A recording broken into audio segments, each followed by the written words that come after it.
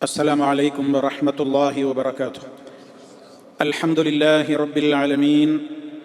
اللهم صل على محمد وعلى آل محمد. أما بعد فاتقوا الله عباد الله.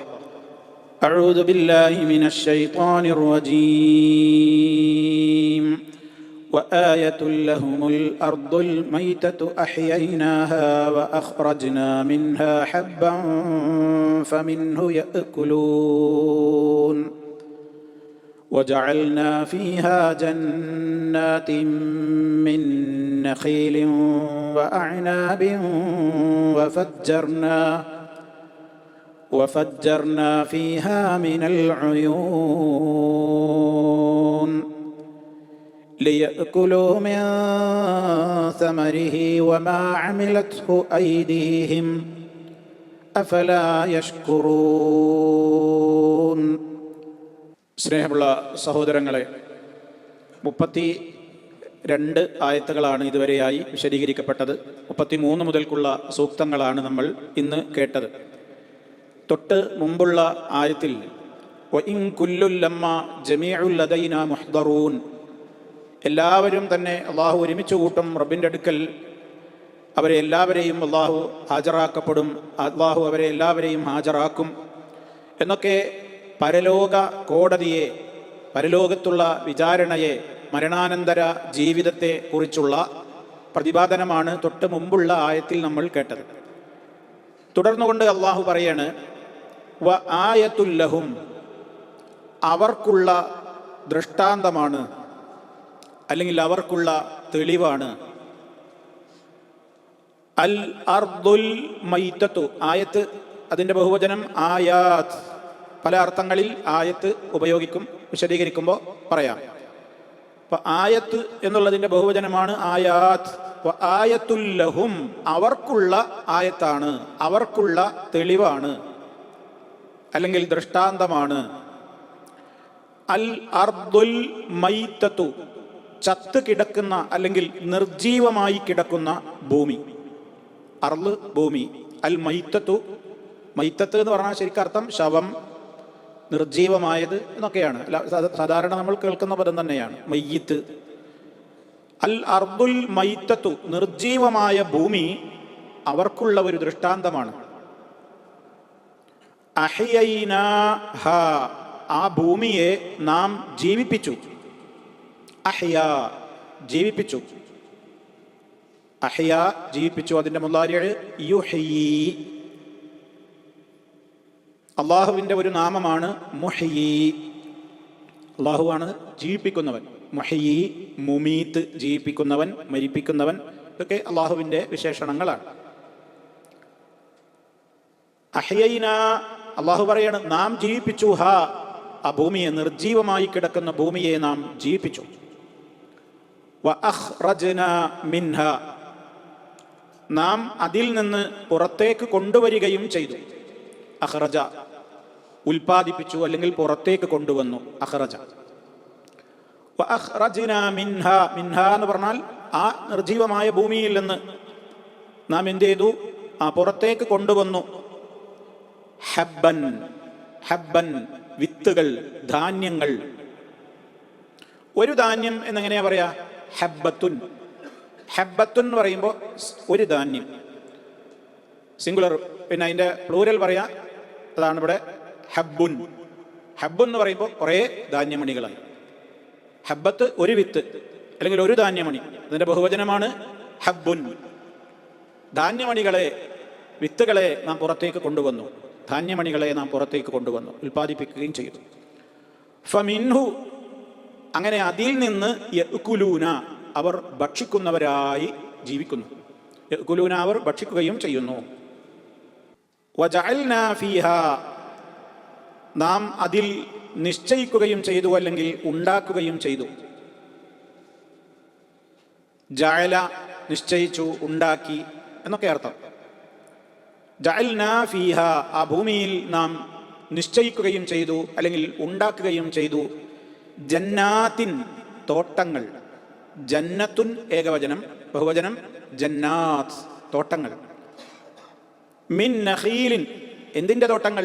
ഈത്തപ്പനയുടെ, നഖീൽ palms, ഈത്തപ്പനയുടെ തോട്ടങ്ങൾ. വ അഅ്നാബിൻ, മുന്തിരികളുടെയും. ഇനബിന്റെ ബഹുവചനമാണ് അഅ്നാബ്. ഇനബ് മുന്തിരി. വഫജ്ജർന, ഫജ്ജറ എന്ന് പറഞ്ഞാൽ ഒഴുക്കുകയും ചെയ്തു. ഫജ്ജറ ഒഴുക്കി. ഫീഹ അതിൽ നാം ഒഴുക്കുകയും ചെയ്തു. മിനൽ ഉയൂനി അരുവികളെ, അരുവികളിൽ നിന്ന് ആ തോട്ടങ്ങളിൽ നാം ഒഴുക്കുകയും ചെയ്തു. ഐനുൻ എന്നുള്ളതിൻ്റെ ബഹുവചനമാണ് ഉയൂൻ. ഐനിന് പല അർത്ഥങ്ങളുണ്ട്. ഇവിടെ അരുവി എന്നാണ് അർത്ഥം. കണ്ണ് എന്നുള്ളതിനും പ്രയോഗിക്കുന്നത് തന്നെയാണ് ഐന്. അതാണ് അറിയപ്പെടുന്നത് ഐന്. അപ്പോൾ വഫജ്ജർനാ ഫീഹാ മിനൽ ഉയൂൻ, അതിൽ നാം അരുവികളെ ഒഴുക്കുകയും ചെയ്തു. എന്തിന്? ലിയഅ്കുലൂ, അവർ ഭക്ഷിക്കുവാൻ വേണ്ടി. അകല യഅ്കുലു, ലിയഅ്കുലൂ, അവർ ഭക്ഷിക്കുവാൻ വേണ്ടി. മിൻ സമരിഹി, മിൻ സമരിഹി, ആ ഭൂമിയിലെ ഫലങ്ങളിൽ നിന്ന്. അതല്ലെങ്കിൽ മറ്റൊരർത്ഥം അള്ളാഹുവിൻ്റെ ഫലങ്ങളിൽ നിന്ന്, റബ്ബ് നൽകിയ ഫലങ്ങളിൽ നിന്നവർ ഭക്ഷിക്കുവാൻ വേണ്ടി. സമർ ഫലങ്ങൾ. വമാ അമിലത്തുഹു ഐദീഹിം, വമാ അമിലത്തുഹു, അവിടെ രണ്ടർത്ഥമുണ്ട്. വിശദീകരിക്കുമ്പോൾ നമുക്ക് നന്നായി പറയാം. ഒരർത്ഥം വമാ അമിലത്തുഹു ഐദീഹിം, അവരുടെ കൈകൾ ഒന്നും ചെയ്തിട്ടില്ല. അവരുടെ കൈകൾ ഒന്നും ചെയ്തിട്ടില്ല. ഒക്കെ ആരുണ്ടാക്കിയതാണ്? അള്ളാഹ് ഉണ്ടാക്കിയതാണ്. അപ്പം ആ എന്നുള്ളയിടത്ത് നിഷേധാർത്ഥമായി, നഫീൻ്റെ മീനിങ് ആയി. നഫീ എന്ന് പറഞ്ഞാൽ ഇല്ല എന്ന് പറയലാണ്. അപ്പോൾ ഇവിടുത്തെ ആ അർത്ഥപ്രകാരം ഇവിടെ വ മാ എന്നുള്ളിടത്ത് മാക്ക് എന്താണ് അർത്ഥം വരിക? ഇല്ല. മാ അമിലത്തുഹു ഐദീഹിം, അവരുടെ കരങ്ങൾ ഒന്നും ചെയ്തിട്ടില്ല. അവരുടെ കരങ്ങൾ ഒന്നും ചെയ്തിട്ടില്ലാത്ത സ്ഥിതിക്ക് അവർ അള്ളാഹു കൊടുത്തിരുന്നവരങ്ങനെ തിന്നുന്നു. ഒരർത്ഥം. രണ്ടാമത്തെ അർത്ഥം വമാ അമിലത്തുഹു ഐദീഹിം, അവർ അതിൻ്റെ ഫലങ്ങളിൽ നിന്ന് അവർ തിന്നുവാനും, വമാ അമിലത്തുഹു ഐദീഹിം, അവരുടെ കരങ്ങൾ പ്രവർത്തിച്ചുണ്ടാക്കിയതിൽ നിന്ന് തിന്നുവാനും. മനസ്സിലായോ? രണ്ടർത്ഥം. അപ്പം ആ എന്നുള്ളയിടത്ത് അല്ലദീ എന്ന ഉദ്ദേശാർത്ഥം വരും. അപ്പോൾ വല്ലദീ അമിലത്തുഹു ഐദീഹിം എന്നാവും അവിടെ ഉദ്ദേശം. അവരുടെ കൈകൾ പ്രവർത്തിച്ചതിൽ നിന്നും അവർ തിന്നുവാൻ വേണ്ടി. എന്താണ് ആ രണ്ട് അർത്ഥത്തിൻ്റെയും വ്യത്യാസം എന്നൊക്കെ വിവരിക്കുമ്പോൾ വളരെ ക്ലിയർ ആകും. ഐദീഹിം എന്ന് പറഞ്ഞാൽ അവരുടെ കരങ്ങൾ, കൈകൾ. യദുൻ എന്നുള്ളതിൻ്റെ ബഹുവചനമാണ് ഐദീ. ഐദീ, യദുൻ ഐദീ, ജംഅ് ഐദീ. അഫലാ യഷ്കുറൂൻ, അവർ നന്ദി കാണിക്കുന്നവരായി തീരുന്നില്ലേ? അഫലാ യഷ്കുറൂൻ, അവർ നന്ദിയുള്ളവരാകുന്നില്ലേ എന്നാണ് ഇവിടെ അല്ലാഹു സുബ്ഹാനഹു വ തആല ചോദിച്ചിട്ടുള്ളത്. അപ്പം ഈ മൂന്ന് ആയത്തുകൾ അല്ലാഹു സുബ്ഹാനഹു വ തആല മുമ്പ് പറഞ്ഞ ആയത്തിനോട് നേരെ കണക്റ്റഡ് ആണ്. തൊട്ടടുത്ത് വരുന്ന ആയത്ത്, അതായത് എല്ലാവരും തന്നെ നമ്മുടെ അടുക്കൽ ഹാജരാക്കപ്പെടാതിരിക്കില്ല എന്ന് പറയുമ്പോൾ അത് പരലോക കോടതിയെക്കുറിച്ചുള്ള മുന്നറിയിപ്പാണ്. എന്നാൽ സമൂഹത്തിൽ നിരവധി ആളുകൾ മരണാനന്തരം ഒരു ജീവിതത്തെ നിഷേധിക്കുന്നവരാണ്. മരണാനന്തര ജീവിതത്തെ, അങ്ങനെ ഒരു ജീവിതം ഇല്ല എന്ന് പറഞ്ഞ് തള്ളിക്കളയുന്ന അറേബ്യൻ മുശ്രിക്കുകൾ, അവരിലെ നല്ലൊരു വിഭാഗം ആളുകൾ അങ്ങനെ വിശ്വസിക്കുന്നവരായിരുന്നു. മരണാനന്തര ഒരു ജീവിതമല്ല. കുറഞ്ഞ ആളുകൾ മരണാനന്തര ജീവിതം ഉണ്ട് എന്ന് വിശ്വസിക്കുകയൊക്കെ ചെയ്തു, പക്ഷേ അതിൻ്റെ യഥാർത്ഥമായ നിലക്ക് വിശ്വസിച്ചില്ല. എന്തായിരുന്നാലും ബഅസിനെ നിഷേധിക്കുന്ന, ബഅസ് എന്ന് പറഞ്ഞാൽ എന്താ? മരണാനന്തരമുള്ള പുനരുത്ഥാന ലോകം. അതായത് നമ്മുടെ ജീവിതം എന്ന് പറയുന്നത് മൂന്ന് വിധത്തിലാണ്. ഒന്ന് നമ്മുടെ ദുന്യാവ്, മറ്റൊന്ന് ദുന്യാവിൻ്റെ ശേഷം നമ്മൾ ബഅസിൻ്റെ മുമ്പായിക്കൊണ്ട് നമ്മൾ കഴിച്ചു കൂട്ടുന്ന ലോകമായ ബർസഖ്, ഖബർ ജീവിതം എന്നൊക്കെ നമ്മൾ പറയുന്ന ദുന്യാവിൻ്റെയും ആഖിറത്തിൻ്റെയും ഇടക്കുള്ള ഒരു മറ. ദുന്യാവിന്ന് വിട്ടു ആഖിറത്തിലേക്ക് എത്തിയിട്ടില്ല, അതിൻ്റെ ഇടക്കുള്ള ഒരു മറ. ആ ജീവിതമാണ് ഇത് ബർസഖിയായ ജീവിതം എന്ന് പറയുന്നത്. അതാണ് ഖബർ ജീവിതം. അത് കഴിഞ്ഞാൽ പരലോകം. അപ്പോൾ മരണാനന്തരം മനുഷ്യർ മണ്ണോടടിഞ്ഞാണ് പോവുകയാണ്. അതോടുകൂടെ എല്ലാം തീർന്നു. ഇനി വീണ്ടും ഒരു കൊണ്ടുവരലോ വിചാരണയോ രക്ഷാശിക്ഷകളോ ഒന്നുമില്ല എന്നാണ് പല ആളുകളും മുമ്പും പറഞ്ഞത്, ഇപ്പോഴും പറഞ്ഞുകൊണ്ടിരിക്കുന്നത്. അങ്ങനെ ഈ ബഅസിനെ, പരലോക ജീവിതത്തെ, മരണാനന്തര ജീവിതം എന്ന പകൽ വെളിച്ചം പോലെ വ്യക്തമായ യാഥാർത്ഥ്യത്തെ നിഷേധിക്കുന്നവർക്കുള്ള തെളിവാണ്. അതാണ് ആയത്തുൽ ലഹും, അവർക്കുള്ള തെളിവാണ്, അവർക്കുള്ള തെളിവാണ്. ഞാൻ നേരത്തെ പറഞ്ഞു, ആയത്ത് എന്നുള്ളത് വിവിധ അർത്ഥങ്ങൾക്ക് വേണ്ടി പ്രയോഗിക്കപ്പെടും. നമ്മൾ നേരത്തെ പറഞ്ഞു. ഒന്ന്, ഇപ്പം നമ്മൾ സാധാരണ പ്രയോഗിക്കും, വിശുദ്ധ ഖുർആനിലെ എത്ര ആയത്തുണ്ട്, അപ്പോൾ നമ്മൾ പറയും ഇത്ര ആയത്തുണ്ട്, ഒരു സൂറത്ത് അതിൽ എത്ര ആയത്തുണ്ട്. അപ്പം അതിൻ്റെ അർത്ഥം എന്താണ്? വിശുദ്ധ ഖുർആനിലെ ഒരു പാർട്ട് എന്നർത്ഥം. തായിഫത്തും മിനൽ കിതാബ്, ഖുർആനികമായ സൂക്തങ്ങളിൽ നിന്നൊരു സൂക്തം എന്ന ഉദ്ദേശത്തിൽ ആയത്ത് പ്രയോഗിക്കും. സാധാരണഗതിയിൽ നമ്മൾ സാധാരണക്കാർക്കൊക്കെ അറിയാവുന്നതാണ് ഖുർആനിലെ ആയത്ത് എന്നിങ്ങനെ പറയുന്നത്. അത് വിശുദ്ധ ഖുർആനിലെ ഒരു പാർട്ട്, ഒരു സൂക്തം എന്ന നിലക്കാണ് അവിടെ പ്രയോഗിക്കുന്നത്. ഇവിടെ ആ ഉദ്ദേശത്തിലല്ല, അവർക്കുള്ള ഖുർആനിലെ ആയത്താണ് എന്നല്ല ഇവിടെ പറയുന്നത്. കൃത്യമായി മനസ്സിലാക്കി പോകണം. മറ്റൊരു ഉദ്ദേശമുള്ളത് അൽ അംറുൽ അജീബ്, അത്ഭുതകരമായ ഒരു കാര്യത്തെക്കുറിച്ച് പറയുമ്പോൾ ആയത്ത് എന്ന് പറയും. അത്ഭുതകരമായ കാര്യം, അല്ലാത്തൊരായത്താണത്, വലിയൊരു ദൃഷ്ടാന്തമാണത് എന്നൊക്കെ ഏതെങ്കിലും അത്ഭുതമുള്ള ഒരു പ്രവൃത്തിയെ സംബന്ധിച്ച് പറയുമ്പോൾ അങ്ങനെ പ്രയോഗിക്കും. അതൊരു ദൃഷ്ടാന്തം തന്നെയാണ്, നമുക്ക് മുമ്പിൽ അതൊരു വല്ലാത്തൊരു ദൃഷ്ടാന്തമാണ് എന്നുള്ള ആ നിലയ്ക്ക്. മറ്റൊന്ന്, മുഅ്ജിസത്തുകൾക്ക് ആയത്ത് എന്ന് പ്രയോഗിക്കും. അത്ഭുത സംഭവങ്ങൾ, മഹാന്മാരായ പ്രവാചകന്മാരുടെ കൈക്ക് അല്ലാഹു തആല വെളിപ്പെടുത്തിയ അത്ഭുതകരങ്ങളായ അമാനുഷികമായ അഥവാ സൃഷ്ടികൾക്കാർക്കും ചെയ്യാൻ സാധിക്കാത്ത പ്രവർത്തനങ്ങളാണല്ലോ മുഅ്ജിസത്തുകൾ, കറാമത്തുകളൊക്കെ. അത് അള്ളാഹുവാണ് ചെയ്യുന്നത്, അതിൽ വേറെ സൃഷ്ടികൾക്ക് പങ്കൊന്നുമില്ല. സൃഷ്ടികളുടെ കഴിവല്ല മുഅ്ജിസത്തും കറാമത്തൊന്നും. നേരെ മറിച്ച് ഒരു പ്രവാചകനിലൂടെ, അള്ളാഹു ഉദ്ദേശിക്കുന്ന പ്രവാചകനിലൂടെ, ഒരു വലിയിലൂടെ അള്ളാഹു അത് പ്രകടിപ്പിക്കുന്നു എന്നുള്ളതാണ് അതിൽ അവർക്കുള്ള പ്രത്യേകത. അല്ലാതെ അവർക്കതിൽ കഴിവില്ല. അതുകൊണ്ട് തന്നെയാണ് നബി സല്ലല്ലാഹു അലൈഹി വസല്ലമിനോട് പലപ്പോഴും മുശ്രിക്കുകളൊക്കെ ചോദിച്ചിരുന്നു, നിനക്ക് അത്ര കഴിവുണ്ടെങ്കിൽ നീ ഇപ്പോൾ ഇവിടെ ഭൂമിയിൽ ഒരു നദി കണ്ട് ഉണ്ടാവട്ടെ എന്നൊക്കെ നമ്മൾ സൂറത്തുൽ ഇസ്രാ പഠിച്ചപ്പോൾ പറഞ്ഞിട്ടുണ്ട്. ഒരുപാട് അത്ഭുതങ്ങൾ അപ്പങ്ങട് കാണട്ടെ, മാനത്തേക്ക് കയറിപ്പോ, എന്നിട്ടൊരു കിതാബും കൊണ്ട് ഇറങ്ങി വന്നാലും പോലെ ഞങ്ങൾക്ക് എന്നെ തൊടാൻ പറ്റുന്ന കിതാബാവണം.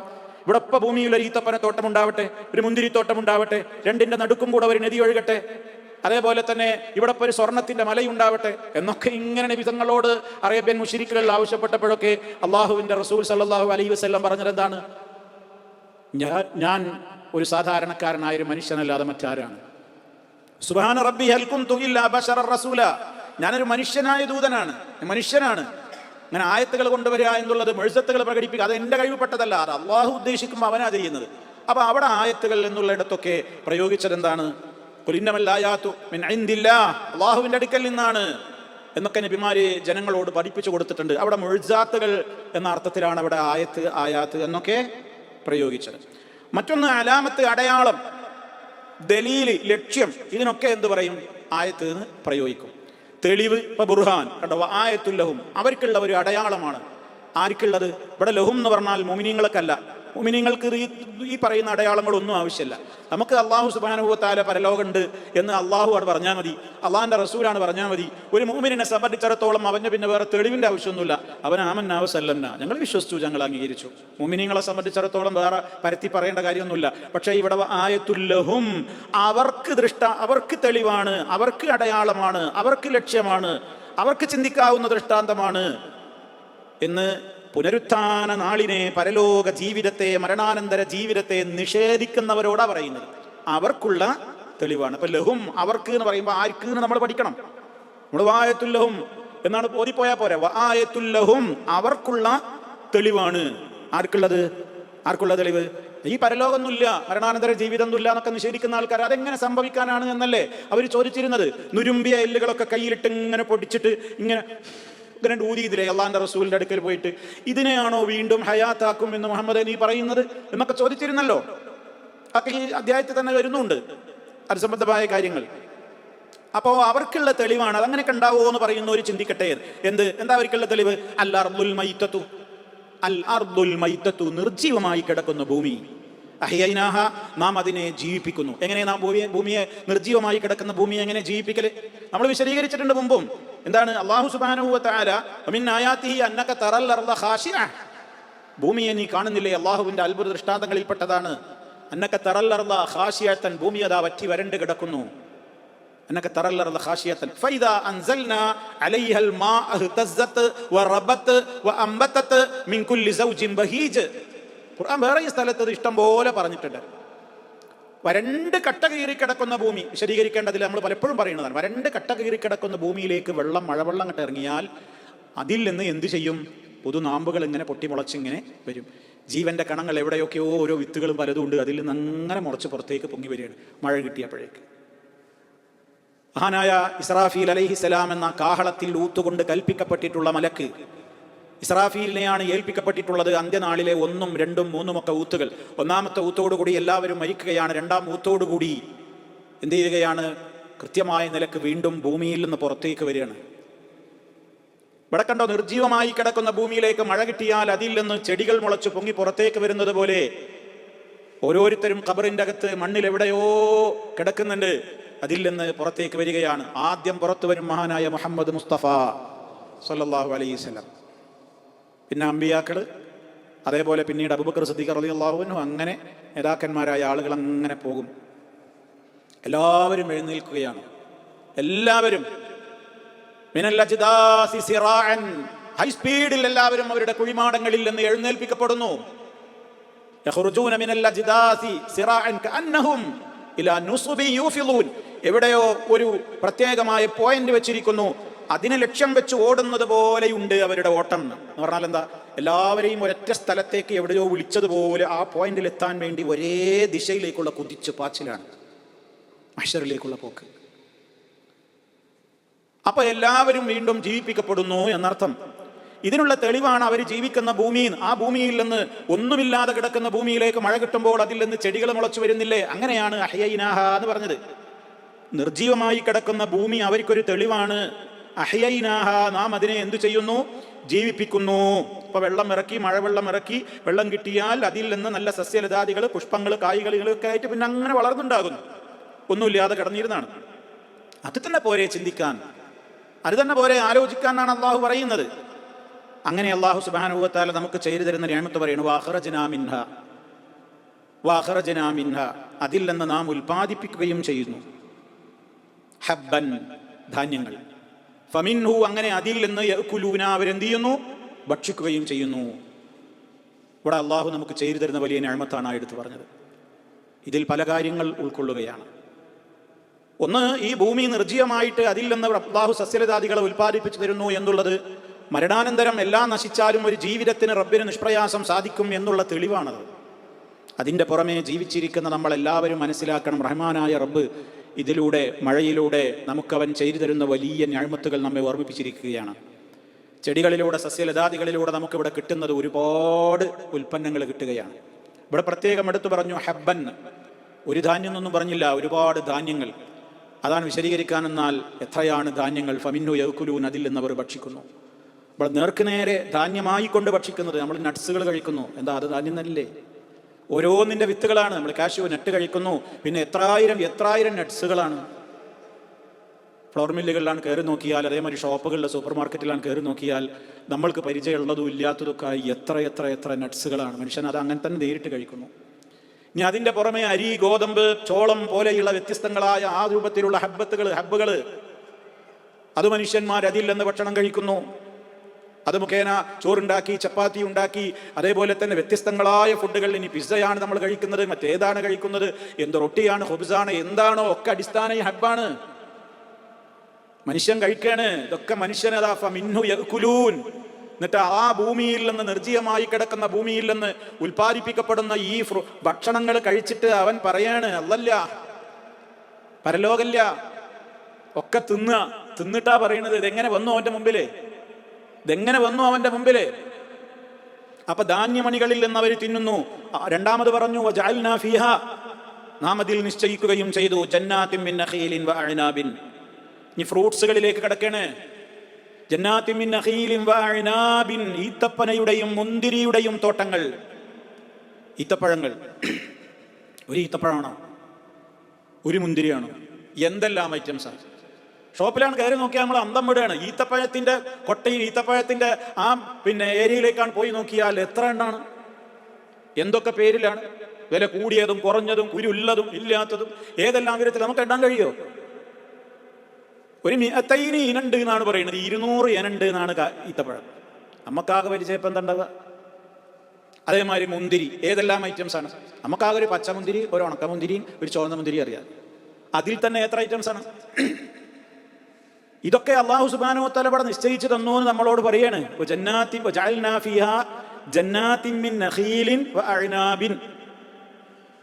വിശുദ്ധ ഖുർആനിന്റെ പ്രഥമ അഭിസംബോധിത ജനതയായ അറബികൾക്ക് അന്ന് ഏറെ പരിചയമുള്ള ഫാമുകളെ കുറിച്ച് പറഞ്ഞു എന്ന് മാത്രം.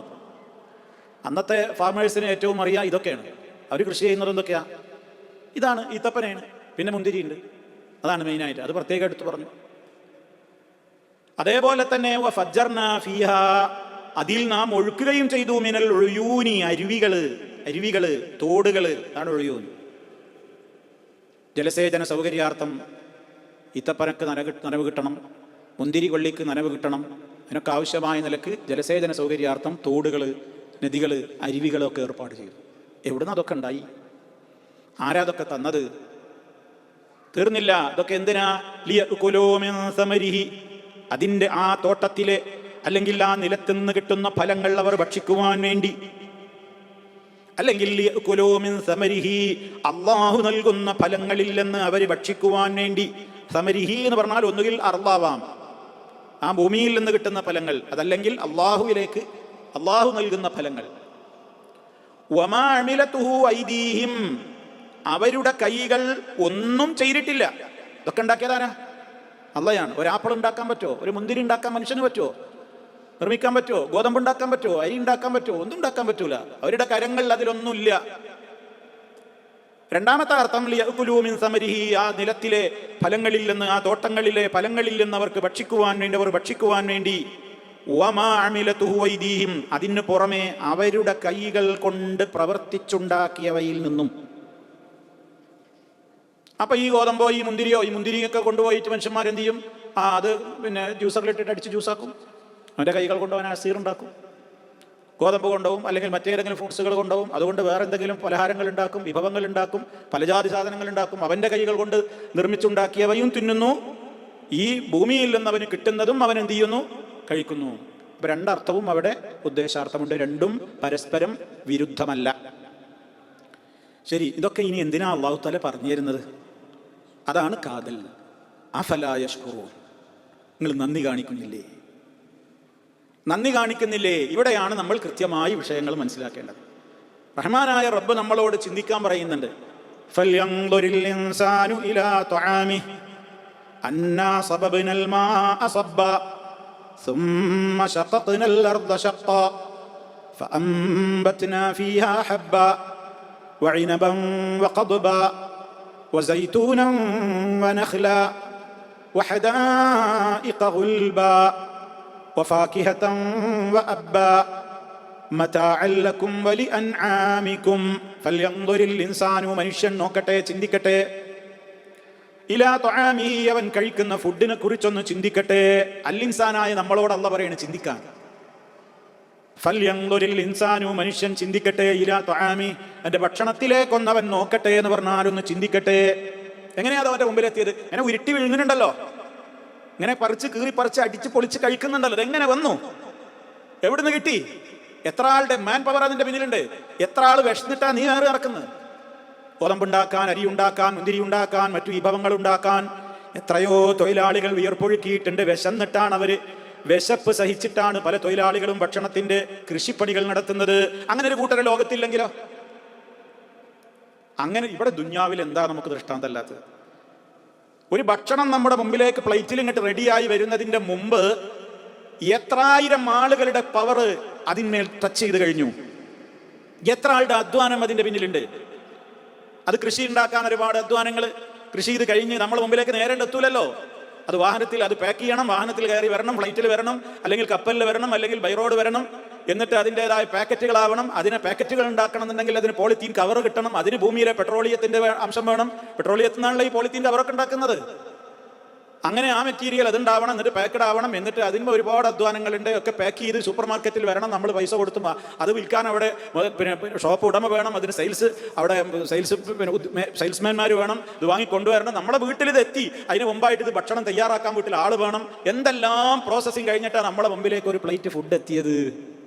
അതിന് മുമ്പ് മനുഷ്യനോട് അല്ലാഹ് പറയുന്നു, ഫൽയൻദുരിൽ ഇൻസാനു ഇലാ തുആമി, കഴിച്ചങ്ങനെ നീറ്റ് പോയാൽ പോരാ, ചിന്തിക്കുന്നത് എവിടുന്നാ വന്ന്.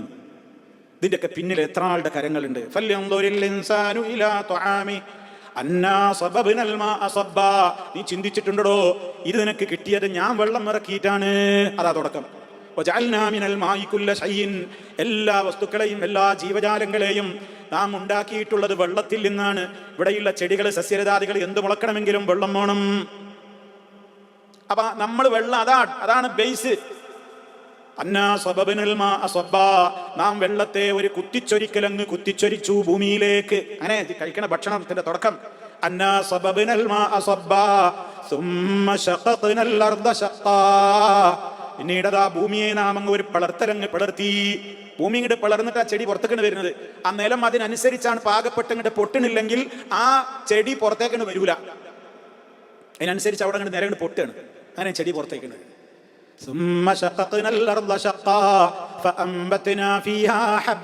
ധാന്യങ്ങളെ നാം മുളപ്പിക്കുന്നു. മുന്തിരിയും പച്ചക്കറിയും, അഥവാ അവിടെ ഫ്രൂട്ടും വെജിറ്റബിളും എന്നർത്ഥം. ഫ്രൂട്ട്സും വരുന്നു, വെജിറ്റബിളും വരുന്നു. ഒലീവും അതുപോലെ തന്നെ ഈത്തപ്പനയും ഈത്തപ്പഴവും.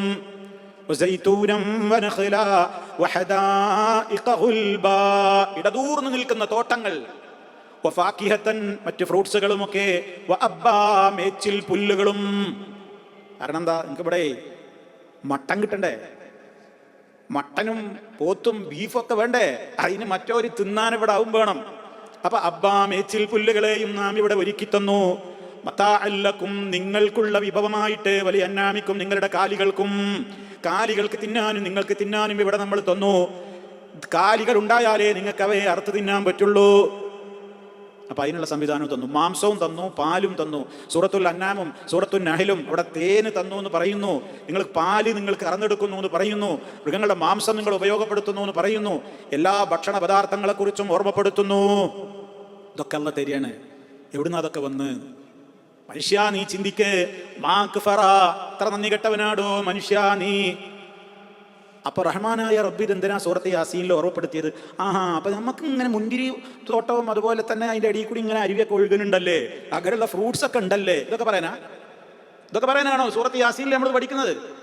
അതാണ് കാതൽ. ഇതാണ് അഫലാ യശ്കുറൂൻ. ഒരു നന്ദി കാണിക്കുന്നവരാവാത്തതെന്തേ? ഒരു നന്ദി കാണിക്കുന്നില്ലയോ? അപ്പൊ ശുക്ർ ചെയ്യാനാണ് ഇതൊക്കെ അല്ലാഹു സുബ്ഹാനഹു വ തആല നമുക്ക് തന്നത്. ത്വആമാകുന്ന നിഅമത്ത് ഏറ്റവും വലിയ നിഅമത്താണ്. അല്ലാഹു തരുന്ന നിഅമത്താണെന്ത്? ഭക്ഷണം. മനുഷ്യന്റെ പ്രാഥമികമായ ആവശ്യങ്ങൾ പറയുമ്പോൾ എല്ലാവരും ആദ്യം എന്താണ്? ഭക്ഷണം, വസ്ത്രം, പാർപ്പിടം, ചികിത്സ. ഇതൊക്കെ നമ്മളെ പ്രാഥമികമായ അൽ ഹവായിജുൽ അസ്ലിയ, അടിസ്ഥാന ആവശ്യങ്ങളാണ്. ഈ നിഅമത്തിനോട് നിങ്ങൾ ശുക്ർ ചെയ്യുന്നില്ലേ? എന്താ ശുക്ർ ചെയ്യാന്ന് പറഞ്ഞാൽ, അള്ളാഹുവാണ് തരുന്നത്. അവൻ തരുന്ന ഭക്ഷണം കഴിക്കുമ്പോൾ ആ ഭക്ഷണത്തോട് പോലും നമുക്ക് ഒരുപാട് കടമകളുണ്ട്. ആ ഭക്ഷണത്തോട് നമ്മൾ കാണിക്കേണ്ടുന്ന ഒരുപാട് ഇക്റാമുകളുണ്ട്. ഒരു ഭക്ഷണത്തെയും നിങ്ങൾ നിസ്സാരമാക്കരുത് എന്നാണ്. ഒരു ഭക്ഷണത്തെയും നിസ്സാരമാക്കരുത്, വെറുതെ കളയരുത്. ഇതൊക്കെ എത്രയാ വിശദീകരിക്കപ്പെട്ടത്. മനുഷ്യന്മാരെ സംബന്ധിച്ചിടത്തോളം ഭക്ഷണവും പാനീയവും എത്രത്തോളം വലിയ നിഅമത്താണെന്ന് ആരോട് പറയേണ്ടതില്ലല്ലോ.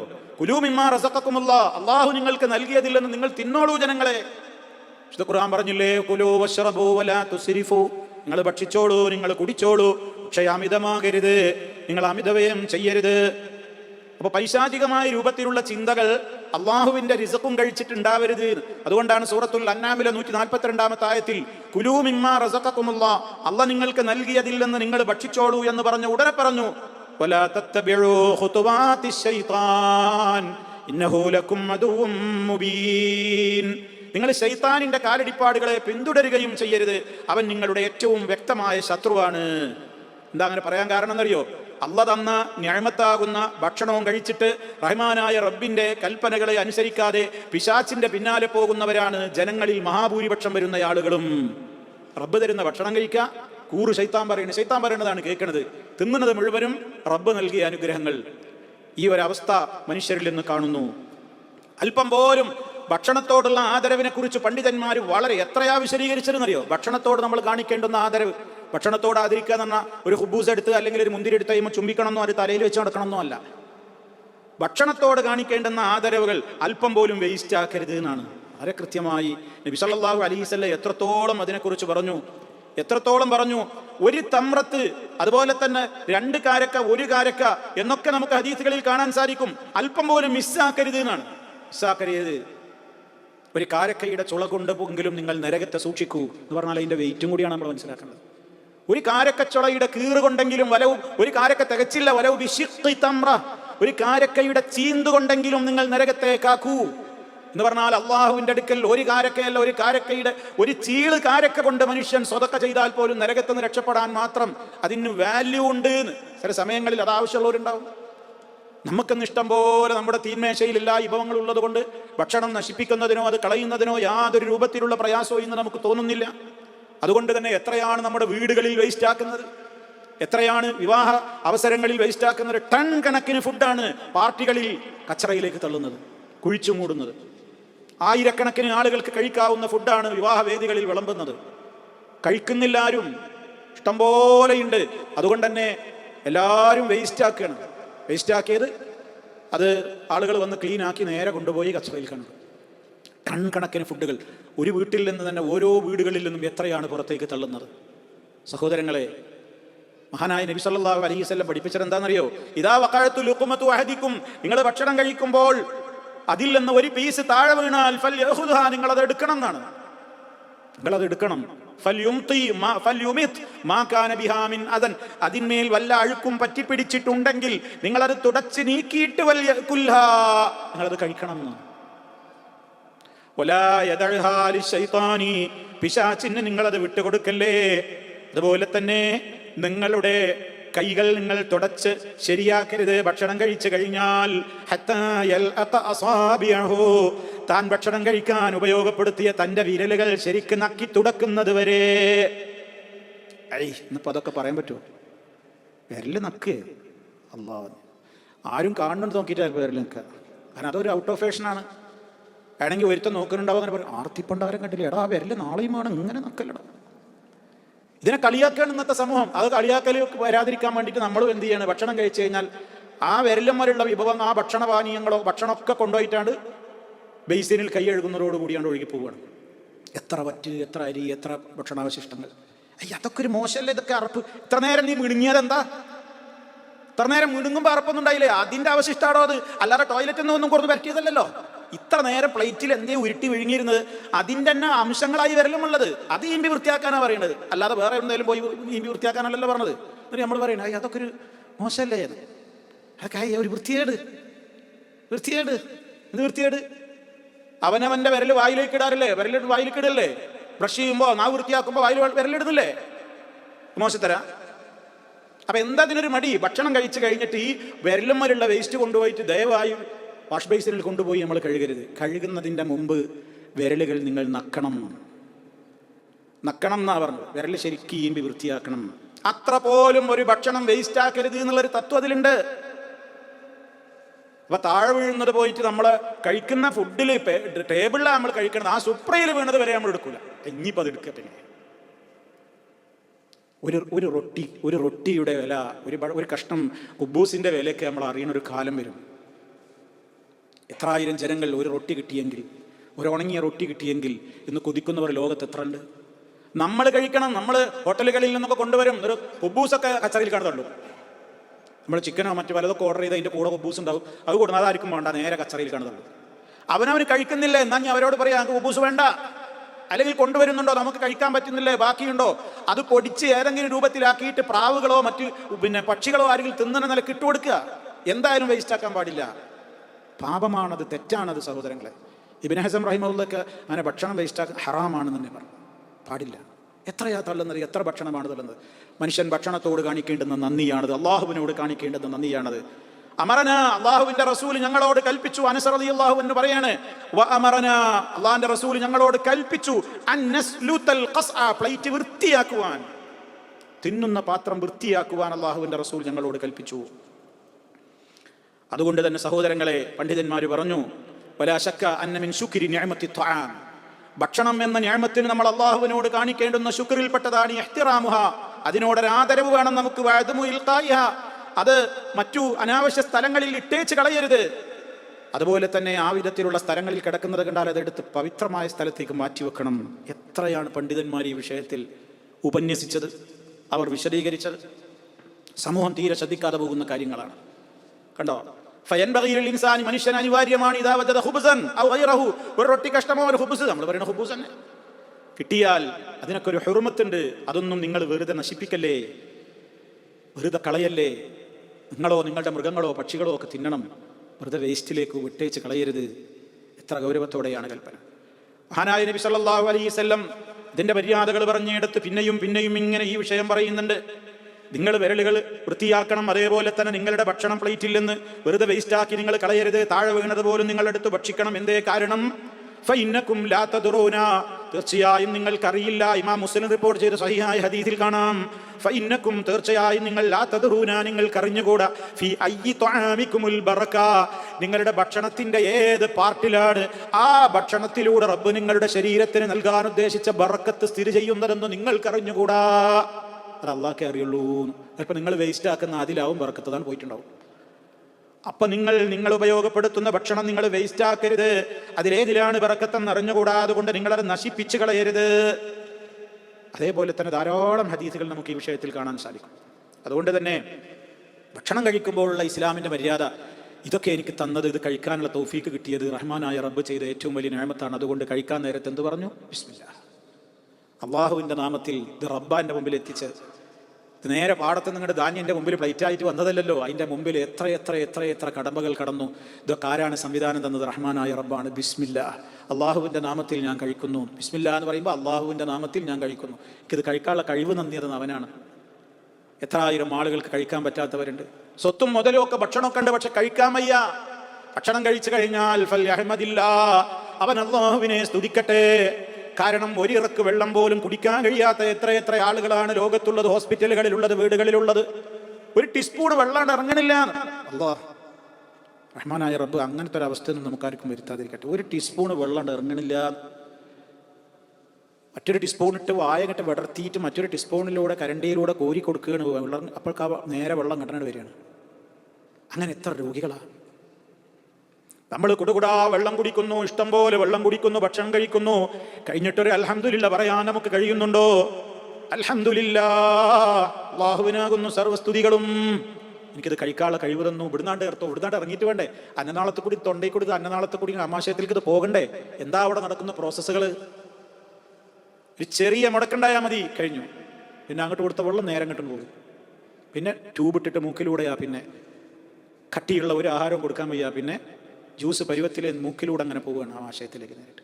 ഇവിടുത്തെ എല്ലാ പ്രോസസ്സുമാണ് പോയി, നശിച്ചു. എന്തൊരു പരീക്ഷണങ്ങളാണ്. ഇത് കഴിക്കുന്ന മനുഷ്യൻ ചിന്തിക്കുന്നുണ്ടോ? ഞാനിങ്ങനെ നിർബാധം വെട്ടി വിഴുങ്ങുന്നുണ്ട്, ഞാൻ ഭക്ഷണം കഴിക്കുന്നുണ്ട്, എൻ്റെ റബ്ബ് തന്ന നിഅമത്താണ്, ബിസ്മില്ലാ. അതങ്ങ് കഴിച്ചു കഴിയുമ്പോൾ അൽഹംദുലില്ലാ, അൽഹംദുലില്ലാ, അൽഹംദുലില്ലാ. ഏതെല്ലാം വിധത്തിൽ റബ്ബിനോട് ശുക്ർ പറയുവാൻ വ്യത്യസ്തങ്ങളായ ഹദീസുകളിൽ നമുക്ക് കാണുവാൻ സാധിക്കും. ധാരാളം ഹദീസുകളിൽ വന്നിരിക്കുകയാണ് എങ്ങനെയൊക്കെ നമ്മൾ റബ്ബിനോട് ശുക്ർ പറയണം, എങ്ങനെയൊക്കെ ഹംദ് പറയണം. ഇന്നല്ലാഹ ലയർദാനിൽ അബ്ദി, അല്ലാഹു ഒരു അടിമയെ തീർച്ചയായും തൃപ്തിപ്പെടുന്നത് എപ്പോഴാണ്? അൻ യഅകുലൽ അകലത, അവൻ ഭക്ഷണം കഴിച്ചു കഴിഞ്ഞാൽ ഫയഹ്മദുഹു അലൈഹാ, അത് കഴിക്കാൻ അവന് തൗഫീഖ് കിട്ടിയതിന്റെ പേരിൽ അവൻ റബ്ബിനെ സ്തുതിക്കുന്നുണ്ട്. ഔ യശ്റബു ശർബത ഫയഹ്മദുഹു അലൈഹാ, വല്ല പാനീയവും അവൻ കുടിക്കുന്നു, അത് കാരണം അവൻ റബ്ബിനെ സ്തുതിക്കുന്നു. റഹ്മാനായ റബ്ബേ ചെയ്ത നിഅമത്ത് എത്രയാണ്. അൽഹംദുലില്ലാ അതിൻ്റെ ഏറ്റവും ചുരുങ്ങിയ വാചകമാണ്. നമ്മൾ അങ്ങനെ ഒരു ചുരുങ്ങിയ വാചകത്തിൽ ഒതുക്കേണ്ടവരല്ല. വ്യത്യസ്തങ്ങളായ റിപ്പോർട്ടുകളിൽ നമുക്ക് കാണാം. ഒരു റിപ്പോർട്ട് പ്രകാരം നമുക്കൊക്കെ പരിചയമുള്ളതാണ്. അൽഹംദുലില്ലാഹില്ലദീ അത്അമനീ ഹാദാ വറസഖനീഹി മിൻ ഗൈരി ഹൗലിൻ മിന്നീ വലാ ഖുവ്വത്തിൻ. അൽഹംദുലില്ലാഹ് അല്ലദീ അത്അമനീ ഹാദാ, ഇതെനിക്ക് ഭക്ഷിപ്പിച്ച, ഇതെനിക്ക് നൽകിയ, എൻ്റെ ഒരു പവറോ കഴിവോ കൂടാതെ എനിക്കത് ആഹരിപ്പിച്ച, എന്നെ കുടിപ്പിച്ച എൻ്റെ റബ്ബിനാണ്, അല്ലാഹുവിനാകുന്നു സർവസ്തുതിയും എന്ന് ആരെങ്കിലും പറഞ്ഞാൽ ഗുഫിറ ലഹു മാ തഖദ്ദമ മിൻ ദംബിഹി, കണ്ടോ, അവൻ്റെ ഗതകാല ചെറുദോഷങ്ങൾ പൊറുക്കപ്പെടും. ഭക്ഷണം കഴിച്ചതിൻ്റെ ശേഷം അൽഹംദുലില്ലാ പറയുന്നത് ബിസ്മില്ലാ തുടക്കത്തിൽ അനിവാര്യം. ബിസ്മില്ല പറയാൻ മറന്നു, ഇനി ഭക്ഷണം കഴിച്ചു തുടങ്ങിയാലും പറയാതെ പോകരുത്. ബിസ്മില്ലാഹി അവ്വലഹു വആഖിറഹു, ഓർമ്മ വരുമ്പോൾ അങ്ങനെയെങ്കിലും പറയണം. ആദ്യാവസാനം ഞാൻ അല്ലാഹുവിൻ്റെ നാമത്തിൽ. ഓർമ്മ വന്ന ഉടൻ അത് പറയണം. ഓർമ്മ വരണം, തുടക്കത്തിലേ നമ്മൾ ഓർക്കണം ബിസ്മില്ലാ. അങ്ങനെ തന്നെ ശീലിക്കണം. കഴിഞ്ഞാൽ അൽഹംദുലില്ലാ. ഇനിയും മറ്റു ചില റിപ്പോർട്ടുകളിൽ കാണാം അൽഹംദുലില്ലാഹി ഹംദൻ കസീറൻ തയ്യിബൻ മുബാറകൻ ഫീഹി ഗൈറ മക്ഫിയിൻ വലാ മുവദ്ദഇൻ വലാ മുസ്തഗ്നൻ അൻഹു റബ്ബനാ. അല്ലാഹുവിനാകുന്നു ധാരാളം വിശിഷ്ടമായ സ്തുതികൾ, അനുഗ്രഹീതമായ എല്ലാ അർത്ഥത്തിലുമുള്ള സ്തുതികൾക്ക് അവനാണ് അർഹൻ. നമ്മുടെ സ്തുതികൾ കൊണ്ടൊന്നും ഒന്നും മതിയാവുകയില്ല. നമ്മുടെ റബ്ബ് എല്ലാ സ്തുതികളിൽ നിന്നും നമ്മെ സംബന്ധിച്ചിടത്തോളം നമ്മുടെ സ്തുതിയൊന്നും റബ്ബിന് ആവശ്യമുണ്ടായിട്ടല്ല എന്നൊക്കെ പറഞ്ഞ റഹ്മാനായ റബ്ബ് നമുക്ക് ചെയ്തു തരുന്ന നിഅമത്തിന്റെ വലിപ്പം നമ്മൾ പ്രത്യേകമായി ഓർക്കണം. അൽഹംദുലില്ലാഹ് അല്ലദീ അത്അമ വസഖാ വസവ്വഗഹു വജഅല ലഹു മഖ്റജാ. മറ്റൊരു റിപ്പോർട്ട് ഇപ്രകാരമാണുള്ളത്: ആരെങ്കിലും ഭക്ഷണം കഴിച്ചു അല്ലെങ്കിൽ വെള്ളം കുടിച്ചു എന്നിട്ട് അവൻ ഇപ്രകാരം പറയുന്നു, അൽഹംദുലില്ലാഹ് അല്ലദീ അത്അമ. ആരാണ് അല്ലാഹു? അല്ലാഹുവിന് സർവ്വസ്തുതികളും. ആരാണ് അവൻ? അത്അമ, അവൻ ഭക്ഷിപ്പിച്ചവനാണ്. വസഖാ, അവൻ കുടിപ്പിച്ചവനാണ്. വസവ്വഗഹു, നേരത്തെ പറഞ്ഞ ഉദ്ദേശം. സവ്വഗ എന്ന് പറഞ്ഞാൽ അതാണ്ട് ഇറക്കാനുള്ള തൗഫീക്ക് തന്നവൻ. അതാണ്ട് തൊണ്ടയിൽ നിന്ന് അന്നനാളത്ത് കൂടിയാണ് ഇറക്കാനുള്ള തൗഫീക്ക് തന്നവൻ. അത് പ്രത്യേകം എടുത്തു പറഞ്ഞു ഒരു ദുആയിൽ. അൽഹംദുലില്ലാഹ് അല്ലദീ അത്അമ വസഖാ വസവ്വഗഹു. വസവ്വഗഹു, അതങ്ങട്ട് ഇറങ്ങിപ്പോകാനുള്ള വഴിയൊരുക്കിയവൻ. വജഅല ലഹു മഖ്റജാ. കണ്ടോ, ഇതാണ്ട് എത്തിയാലും പോരല്ലോ, ഇതങ്ങട്ട് ശരിക്ക് ഡൈജഷൻ നടന്നിട്ട് പുറത്തു കൂടി ഞാൻ പോകണം. വജഅല ലഹു മഖ്റജാ, അതങ്ങ് പുറത്തേക്ക് പോകാനുള്ള വഴിയും ഒരുക്കി തന്നവനായ അല്ലാഹുവിന് സർവസ്തുതിയും. ഒരു നേരം നമുക്ക് ശോധന കിട്ടിയില്ലെങ്കിൽ മതി, മനസ്സിലാവും. എത്ര ആളുകളുണ്ടെന്നറിയോ, സ്വയം അത് പോകുന്നില്ല. മലം മുറച്ചു, കല്ലിനേക്കാൾ കട്ടിയായി മലം വയറ്റി കിടക്കുകയാണ്. എന്നിട്ടുണ്ട് അത് ഡോക്ടർമാർ കൈയിട്ടിട്ട്, ഗ്ലൗസിൽ കൈയിട്ടിട്ട് അതൊരു വാരിയെടുക്കൽ. അട്ടഹാസം പേവാർഡുകളിൽ, വാർഡുകളിൽ എവിടെ കേൾക്കാന്നറിയോ? മനുഷ്യ ശരീരത്തിൽ നിന്ന് മലം പോകാതെ അത് കട്ടിയായിട്ട് അതിൽ നിന്ന് ഒരു ഡോക്ടർമാർ അത് കൈകൊണ്ട് എടുക്കലാണ്. ആ സമയത്ത് ആ മനുഷ്യൻ അനുഭവിക്കുന്ന മരണവേദന.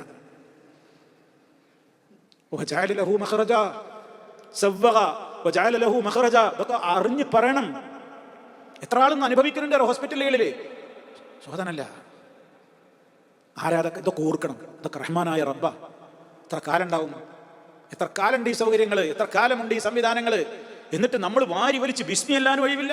അതങ്ങട്ട് എങ്ങനെ കുറേ കളഞ്ഞ് കുറേ വേസ്റ്റാക്കി എല്ലാ ടേബിളിലും തട്ടി, ഒരുപാട് പിന്നെ താഴെ വീണു, ഒരുപാട് കച്ചറയിലിട്ടു, നമ്മുടെ വേസ്റ്റ് ബോക്സിലിട്ടു, എല്ലായിടത്തും കാനയിൽ തള്ളി ടണ്ണ് കണക്കിന് ഫുഡുകൾ വേസ്റ്റ് ആക്കുന്നു. ആരാ ഇതിന് കണക്ക് പറയേണ്ടി വരൂലേ? കണക്ക് പറയേണ്ടി വരൂലേ? ഒരു ഒറ്റിന് കണക്ക് പറയേണ്ടി വരൂലേ? അള്ളാഹ് നമ്മളെ പഠിപ്പിച്ചത് അങ്ങനെയല്ലേ? അള്ളാഹ് അങ്ങനെയല്ലേ പഠിപ്പിച്ചത്? ഒരു ദർറത്തിന്റെ പേരിൽ ചോദ്യം ഉണ്ടാവുന്നല്ലേ? ഒരു ദർറത്തിന്റെ ഷർറ്, ഒരു ദർറത്തിന്റെ ഖൈറ്, അതവിടെ പരലോകത്ത് കാണുന്നല്ലേ? ഒരു മണി ചോറിൽ എത്ര ദർറത്തുകളുണ്ട്? ഒരു ദർറത്ത് എന്ന് പറഞ്ഞാൽ എന്താണ് മനസ്സിലാക്കിയത്? ഒരു ദർറത്ത് എന്ന് പറഞ്ഞാൽ എത്രയാ? ഒരു ദർറത്ത്. ഒരു ഗോതമ്പ് മണിയിൽ, ഒരു അരിമണിയിൽ എത്ര ദർറത്തുണ്ട്? ഒരു മണി, ഒരു അരിമണി, ഒരു ചോറ് നമ്മൾ വേസ്റ്റ് ആക്കിയാൽ നമ്മളെ കുട്ടികളോട് നമ്മൾ പറയണ്ടേ, ഇങ്ങനെ അരി താഴത്ത് വീഴല്ലേ, അതിൽ ചവിട്ടുക, കുബൂസൊക്കെ വലിച്ചെറിയുക, ഒരു ഉണക്ക കുബൂസോട് കാലുകൊണ്ട് തട്ടുക. ഇതൊക്കെ ചെയ്യുന്നൊരു ലോകത്താണ് നമ്മളിന്ന് ജീവിക്കുന്നത്. ആ മനുഷ്യനോട് ചോദിക്കുന്നുണ്ട്, എടോ ഇതൊക്കെ എനിക്ക് എവിടുന്ന് കിട്ടിയതാ? എവിടുന്നാ ഇതൊക്കെ വരുന്നത്? ശുക്ർ ചെയ്യണം എന്ന് അല്ലാഹു തആല പറയാണ്. മഹാനായ നബി സല്ലല്ലാഹു അലൈഹി വസല്ലമ രാത്രി ഉറങ്ങാൻ കിടക്കുമ്പോൾ പോലും പറഞ്ഞിരുന്നു, അൽഹംദുലില്ലാഹില്ലദീ അത്അമനാ വസഖാനാ വകഫാനാ വആവാനാ. ഭക്ഷിപ്പിച്ച, കുടിപ്പിച്ച, അഭയം നൽകിയ, വീട് നൽകിയ, സംവിധാനം നൽകിയ, ഇതൊക്കെ എത്ര ആളുകൾക്ക് കിട്ടാതെ പോകുന്നുണ്ട്. എനിക്കതൊക്കെ തന്ന അള്ളാഹുവിന് സർവ്വസ്തുതിയും. ഇത് പറയാതെ അള്ളാഹിൻ്റെ റസൂല് രാത്രി ഉറങ്ങിയിട്ടില്ല. നമ്മൾ എത്ര രാവിലെ ഇത് പറയാറുണ്ട്? ഇതാരെ പറയണു നോക്കണം. ഇത് പറയണ ആളവസ്ഥ നോക്കണം. മുടങ്ങാതെ ഇത് പറഞ്ഞ അള്ളാഹിൻ്റെ റസൂലിൻ്റെ വീട്ടിൽ ഒരു ചന്ദ്രോദയം ഞങ്ങൾ കാണും, അടുത്ത ചന്ദ്രോദയം ഞങ്ങൾ കാത്തിരിക്കും, അടുത്ത ചന്ദ്രോദയം ഞങ്ങൾ കാണും. നമ്മളെ ഉമ്മമാര് പറയാണ്, അള്ളാഹിൻ്റെ റസൂലിൻ്റെ ഭാര്യമാര് പറയാണ്, എന്താ ചന്ദ്രോദയം കാത്തിരിക്കുന്ന? ഓരോ മാസം കഴിയുമ്പോൾ വിചാരിക്കും അടുത്ത മാസമാകുമ്പോഴൊക്കെ പട്ടിണിയൊക്കെ തീരും വീട്ടിൽ. 2-3 മാസമൊക്കെ ഞങ്ങൾ ചന്ദ്രപ്പിറവി കാത്തിരിക്കുന്നു. അള്ളാഹിൻ്റെ റസൂലിൻ്റെ വീട്ടിൽ പുക ഉയരൂല അടുപ്പിന്ന്. ഭക്ഷണം ഉണ്ടാക്കാൻ അവിടെ ഒന്നുമില്ല. പിന്നെ നിങ്ങൾ എങ്ങനെയാന്ന് ജീവിച്ചിരുന്നു എന്ന് ചോദിച്ചപ്പോൾ അൽ അസ്വദാനി. അൽ അസ്വദാനി എന്ന് പറഞ്ഞാൽ അൽ മാഉ വത്തംറു, വെള്ളം കുടിക്കും, അല്ല കരക്കി ഉണ്ടെങ്കിൽ തിന്നും. അങ്ങനെ മാസങ്ങൾ തള്ളി നീക്കിയ മുഹമ്മദ് മുസ്തഫയുടെ വീട്ടിൽ അപ്പോഴും രാത്രി ഉറങ്ങാൻ കിടക്കുമ്പോൾ എന്തു പറയും? അൽഹംദുലില്ലാഹ് അല്ലദീ അത്അമനാ വസഖാനാ വകഫാനാ വആവാനാ. കിടന്നിട്ട് ഈത്തപ്പനയുടെ മട്ടലിൻ്റെ പോറ് കൊണ്ടിട്ട് ശരീരത്തിലൊക്കെ ആകങ്ങട്ട് വരഞ്ഞ മുറി പോലെ അങ്ങനത്തെ പറ്റി കിടന്നിട്ടായി പറയുന്നത് ആവാനാണ്. നമ്മൾ നല്ല കുഷ്യൻ, നല്ല സംവിധാനത്തിൽ മൂടിപ്പുതച്ച് AC-യിൽ എല്ലാ ഫുഡും കഴിച്ചുറങ്ങിയിട്ടും ഈ ഒരു വർത്താനം പറഞ്ഞുറങ്ങാൻ പറ്റുമോ? പറ്റുന്നുണ്ടോ? എത്ര നന്ദി കെട്ടവരല്ലേ നമ്മൾ. ഖുതിലൽ ഇൻസാനു മാ അക്ഫറ, ഖുതിലൽ ഇൻസാനു മാ അക്ഫറ. എത്ര നന്ദി കെട്ടവനാ മനുഷ്യർ. അപ്പം അതുകൊണ്ട് ഇത് നമ്മളെ ഇരുത്തി ചിന്തിപ്പിക്കണം.